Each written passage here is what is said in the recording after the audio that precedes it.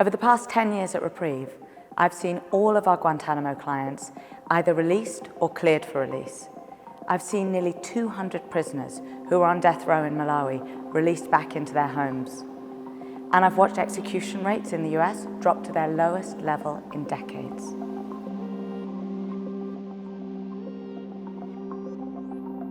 After nearly 20 years of detention in Guantánamo, Asad Gul was transferred back to his family in Afghanistan. Getting 22 people off of death row in Malawi. The publication of the report, Work to Death, a study on migrant workers and capital punishment, which drew very important links between the vulnerable situations of migrant workers and their likelihood of being sentenced to death in Southeast Asian and Gulf states.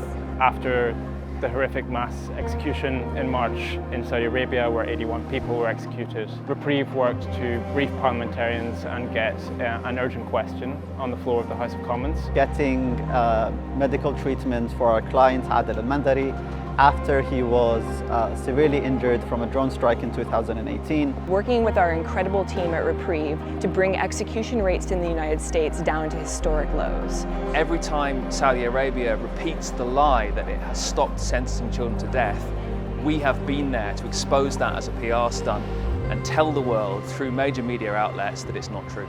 The campaigns team launching the first ever public campaign on bringing back British women and children detained in northeast Syria.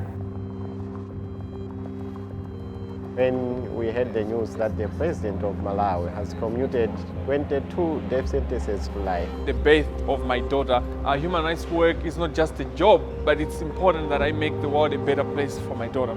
Seeing the Prime Minister recognise that Jagtar Singh Johal is arbitrarily detained in India. Meeting the daughter of one of our clients, Mary Utami.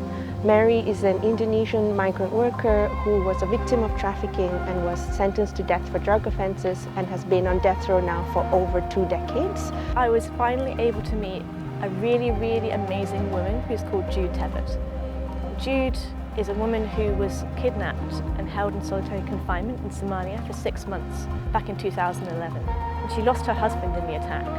But to meet her now as a campaigner on the case of Ali Kololo, a man who she believes was wrongfully convicted of being involved in the attack, was just such an important and powerful moment for me. I worked with the client, his name is Ahmad bin Ali Jabir. Ahmad lost his uncle and cousin in a US drone strike. I worked with him in a video testimony to be shown in a UN Human Rights Council site event. Uncovering lots of family history documents for one of my clients who's now been behind bars for decades.